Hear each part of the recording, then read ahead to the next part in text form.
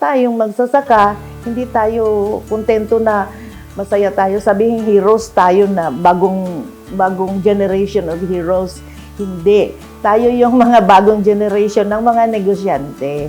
Dapat ganon.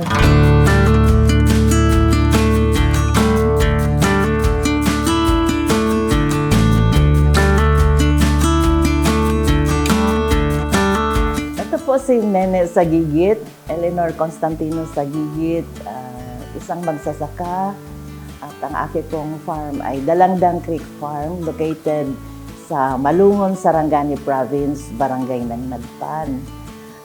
Ito po ay isang maliit na area na tinaniman ko ng iba't ibang mga tanim, pero ang major crop ko is cacao at saka coconut.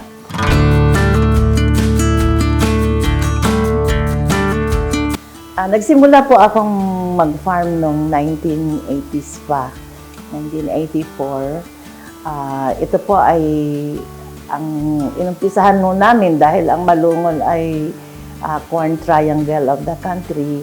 So mas doon ako natuto na paano magsaka ng mais at iba pang crops like munggo at saka upland rice. Later, nakakabagod pala yung every now and then, magbubungkal ka ng lupa at itong aking area ay bundok-bundukin. So nakita ko na ang lupa ay nagra-run off or nawawala yung taba ng lupa. Kaya nag-shift ako sa mga permanent crops. Tinaniman ko ng higit 1,000 na mangga. Napakaganda ng harvest ko. Kaya lang, minsan nag-fruit rot dahil sa malamig ang lugar ko dito. So tanghali na meron pang tubig ang mga dahon, kaya nalulugi ako minsan sa At saka nag-decide ako na dito na rin manirahan. Alam niyo naman na pag gusto nating kumita sa mangga, mag-i-spray tayo ng chemicals at yun ay hindi naging maganda sa health ko kasi dito ako nakatira. Kaya nag-shift ako. Unti-unti kong tinaniman ng niyog bago ko pinutol yung mga mangga. At nagtanim din ako ng saging habang maliliit pa. At 2014, tinaniman ko may pinamigay ang DA noon sa munisipyo, yung mga natira-tira na parang mamamatay na seedlings, hiningi ko. Nung pagtanim ko ng 600 trees, inalagaan ko maski El Nino, dinidiligan ko. Kaya tumubo din yung aking seedlings. Awa ng Diyos, sa Malungon, ako yata yung natira na, na nakapag-harvest ng cacao kasi yung ibang mga seedlings namatay. Nung nag-expand ako ng cacao kasi nalaman ko na maganda ang cacao na industry na palaguin. In fact, naging municipal, provincial at saka regional chairman ako ng Cacao Council. No? Kasi pumunta ako sa Russia noon representing yung nag-exhibit tayo noon ng banana. Mga 10 kaming mga exhibitors from the Philippines, pinadala ni Presidente Duterte. At doon ko nakita na hindi bananas ang dapat natin i-export sa Moscow, sa Russia. Cacao pala, kasi nagdala rin ako ng cacao at saka mga produkto na hindi ko gawa. Para lang maipakita na marami tayong produkto. So doon ko nakita na interested ang mga Europeans sa cacao. So, nagtanim ako ng cacao, knowing na ang cacao pala ay kailangan ni shade na at least 30%. So, natuwa naman ako kasi I did the right thing na very compatible ang coconut tsaka cacao.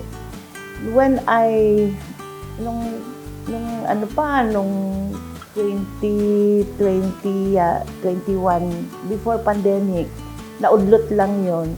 In-encourage ako ni former director, Sir Abdul, in-encourage niya ako na LSA kasi maganda yung lugar.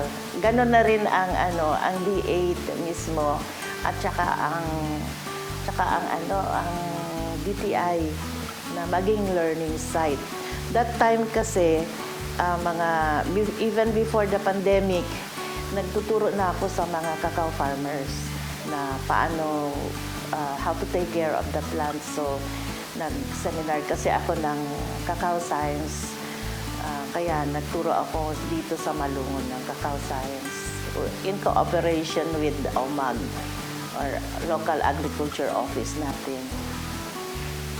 So ano po yung mga meron po pala kayo ng products dito sa learning site po dito? So may offer nyo na activity? Ngayon nag-upgrade kami ng gawain namin dito because DTI also encouraged me to pursue. Gawa ako noon ng tableya, hindi ako marunong. Tapos naalala ko yung mga auntie ko sa Iloilo na nagtanong-tanong ako kasi napakasarap ng kanilang hot chocolate sa Iloilo. Tinuruan nila ako. So, yung cacao na harvest ko, hindi ko alam kung anong gagawin ko. Nag-experiment lang ako. So, naging siya, sa tulong ng DTI, naging business siya. Nakita ko kasi na mas maganda ang kita. Gusto kong narinig ko about agripreneurship. Mas maganda ang kita kung ipoprocess natin. Natutunan ko rin na as I go along sa pag-attend ng mga conferences, seminars, na dapat yung value-adding na activities ng isang farmer. Ang farming naman kumikita, pero mas kikita pa tayo at mas maraming makikinabang kung i-process natin ang ating mga produkto. So I am producing now fine chocolates. Tableya, of course, from the start. Yan naman ay heritage natin. Napaganda ko yung tableya at saka yung fine chocolates. Artisan chocolates. So, may mataas akong pangarap para sa Eleanor Chocolate. Kasi from the root system, ang coconut at saka cacao, parang compatible sila. So, gusto kong ipakita na hanggang sa mga byproducts, compatible din sila na I want to fuse coconut with may mga flavors at saka gamit ng coconut din. Nakakatuwa. Dito sa Malungon, nakapag-share na ako ng knowledge ko sa more or less 300 cacao farmers. Tapos yung sa Coconut Alliance, nadala na rin dito yung mga iba-ibang mga barangays dahil learning site tayo. Nadala na rin dito yung mga coconut farmers na gustong ayusin yung kanilang mga cacao na hindi namumunga. At saka yung hindi pa nakapagtanim sa ilalim ng coconut. That is my advocacy kasi. Dumadami yung aking mga bisita. Nakakatuwa naman kasi hindi ko akalain na naging multiplier effect ang pagiging learning site ko sa aking advokasya na to encourage the youth na maging farmers. I'm Cheryl Dimular, Associate Trainer here in Dalangdang Creek Farms. Umpisa pag na akong diri sa Dalangdang Creek Farms, daghan ko na learn ang importance ng cacao farming, which is gina-encourage na mo ang mga farmer nga go into cacao growing kay hindi lang mag-provide og raw materials, kundi to learn paano basic is value adding magdugang og income sa farmer. Sige na kog kuan diri sa farm is natun-an ako ang mga basic nga kaalam about sa pag-atiman sang cacao, ano ang mga ma-encounter nimo nga sakit, paano nimo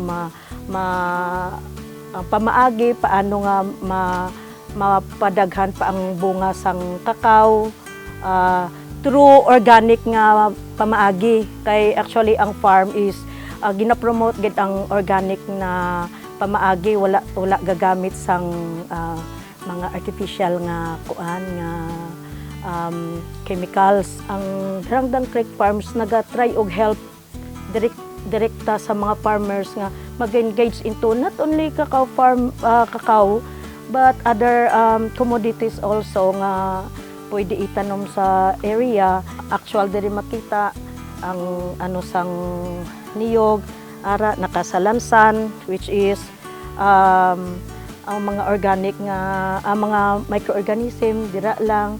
Wala gyoy kuan, makita mo sa palibot, makita ta to yung mga lumot-lumot put silingon at taba ang kuan sa tanan nga mga kapwa namon farmers.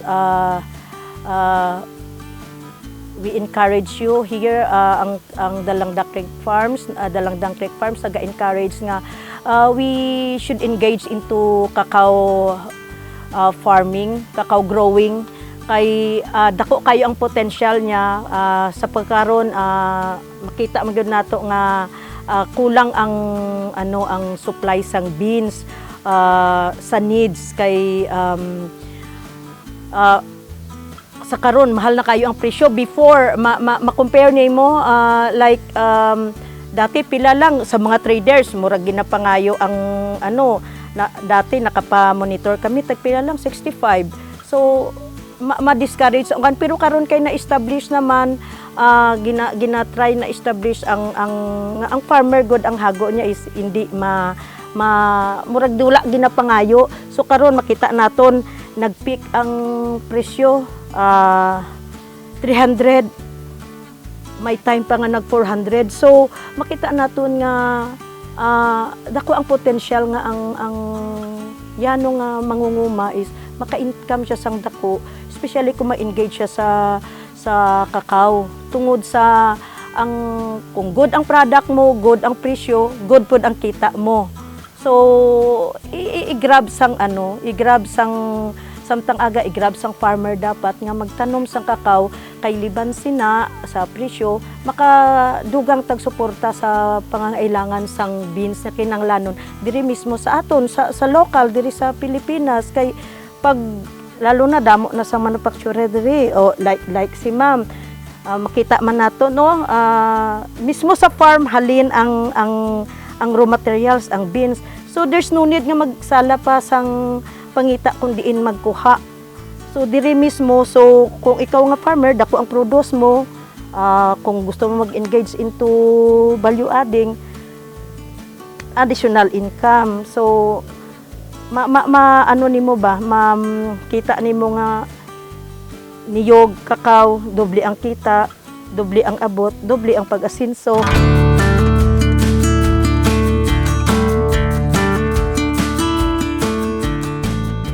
Hindi ka pwedeng magsaka na para kang ermitanyo. Kinanglan makipag-ugnayan tayo sa ibang farmers, sa ibang learning site, sa mga opisina ng gobyerno like DA, ATI, DOST. DOST nga pala helped me very much sa pag-establish ko ng factory or ng processing facility. They supported me. And also, DTI of course. Ngayon, ang FDA, kailangan mo habang lumalago ang farm natin at naisipan natin to go into processing, kailangan lalo tayong maging in touch sa lahat para malaman natin yung mga opportunities. And also, kung ano man yung benefits natin, mag-share tayo sa iba para naman mas marami. Problema natin yung pagkain ngayon, merong shortage. Tayong magsasaka, hindi tayo kontento na masaya tayo. Sabihin heroes tayo na bagong generation of heroes. Hindi. Tayo yung mga bagong generation ng mga negosyante. Dapat ganon. At maging generous tayo sa pag-share ng ating mga natututunan. Yung farm na ito ay open sa lahat for visitors, for those who wants to learn and also to get in touch with me dami kong dami ring nagtuturo sa akin, mga taga UPLD, makipag-ugnayan din tayo through FB. Yung ano po, yung produkto ko po, ang company ko is Dalangdang Creek Farm. Ang brand ng produkto ko na tsokolate is Eleanor Chocolate.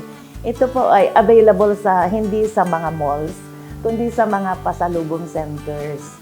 And meron po akong FB page, Eleanor Chocolate lang yung FB page ko. And lahat ng mga orders tinatanggap ko naman. Hindi naman ako malaking company. Patient ako na mag-grow into yung lumalagong negosyo. Pero hindi ako nagmamadali. Kasi maski sa paggawa po ng tsokolate, lalo ko pong ginagalingan ang mga quality ng chocolates na Eleanor Chocolate. So, sa FB po, na FB page ko, Eleanor Chocolate po, Elaine's Pasalubong Center, tsaka yung next week po, magiging available sa bagong pasalubong yung sa Linda. All in General Santos City, available sa mga airports. Sa Manila, sa Cubao, may outlet ako doon. Sa Bohol, meron din yung local, meron sa seaport at saka sa airport. Maraming salamat po sa ATI na binigyan nyo ako ng certificate na learning site. Parang sa umpisa nag-aalanganin ako kasi karapat-dapat ba ako maging learning site na hindi naman ako agriculturist at ano ba ang alam ko. Pero habang tumatagal, nagiging confident ako na yung mga natututunan ko bilang magsasaka o natural farming system and organic farming na-apply ko ngayon, that should be our technology. That's the new technology reborn. Natural farming and organic farming. Thank you, ATI, for granting me this opportunity to be a learning site for so many farmers at saka sa mga kabataan natin ngayon. It's a noble profession ang maging magsasaka.